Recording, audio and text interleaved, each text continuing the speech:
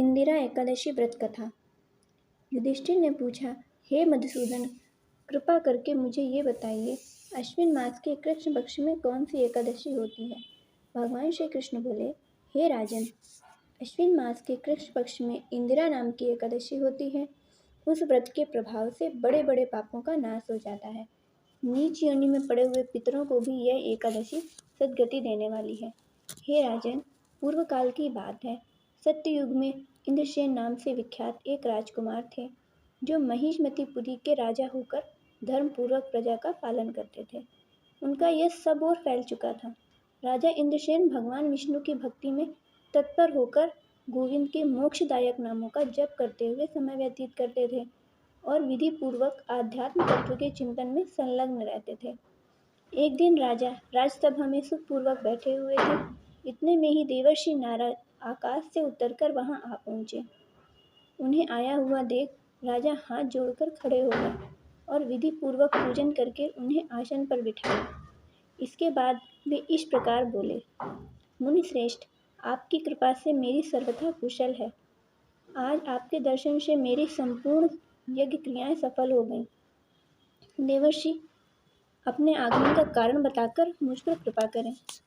नारद जी बोले, हे नृपश्रेष्ठ, सुनो, मेरी बात तुम्हें आश्चर्य में डालने वाली है। मैं ब्रह्मलोक से यमलोक में गया था। वहाँ एक श्रेष्ठ आसन पर बैठा और यमराज ने भक्तिपूर्वक मेरी पूजा की। उस समय यमराज की सभा में मैंने तुम्हारे पिता को भी देखा था। वे व्रतभंग के दोष से वहाँ पर आए थे। राजन, उन्होंने तुमसे कहने के लिए यह संदेश दिया है, उसे सुनो। उन्होंने कहा है, मेरा बेटा, मुझे इंदिरा एकादशी के व्रत का पुण्य देकर स्वर्ग में भेजो। उनका यह संदेश सुनकर मैं तुम्हारे पास आया हूँ। राजन, अपने पिता को स्वर्गलोक की प्राप्ति कराने के लिए इंदिरा एकादशी का व्रत करो। राजा ने पूछा, हे भगवान, कृपा करके इंदिरा एकादशी का व्रत बताइए। किस पक्ष में होता है, किस तिथि को और किस विधि से यह व्रत करना चाहिए। नारद जी ने कहा, राजेंद्र, सुनो, मैं तुम्हें इस व्रत की शुभ कारक विधि बताता हूँ। अश्विन मास के कृष्ण पक्ष में दशमी के उत्तम दिन को श्रद्धापूर्वक प्रातःकाल स्नान करो, फिर मध्याह्न काल में स्नान करके एकाग्रचित्त हो एक समय भोजन करो तथा रात्रि में भूमि पर सो। रात्रि के अंत में निर्मल प्रभात होने पर एकादशी के दिन दातून करके मुँह धो। इसके बाद भक्ति भाव से निम्नांकित मंत्र पढ़ते हुए उपवास का नियम ग्रहण करो। अद्य स्थित्वा निराहारा सर्वभोग विवर्जितः स्वभोक्ष्य पुंडरीकाक्ष शरणं मे भागच्युत। हे कमल नयन भगवान नारायण, आज मैं सब भोगों से अलग हो निराहार रहकर कल भोजन करूँगा।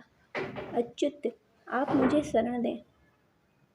इस प्रकार नियम लेकर मध्याह्न काल में पितरों की प्रसन्नता के लिए सलग्राम शिला के सम्मुख विधि पूर्वक श्राद्ध करो और दक्षिणा से ब्राह्मणों का सत्कार करके उन्हें भोजन कराओ।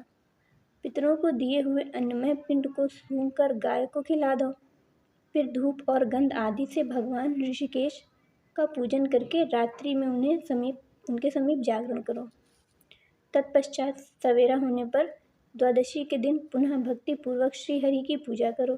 उसके बाद ब्राह्मणों को भोजन कराकर भाई बंधु नाती और पुत्र आदि के साथ स्वयं मौन होकर भोजन करो। राजन, इस विधि से आलस्य रहित होकर यह व्रत करो। इससे तुम्हारे पितर भगवान विष्णु के वैकुंठ धाम में चले जाएंगे।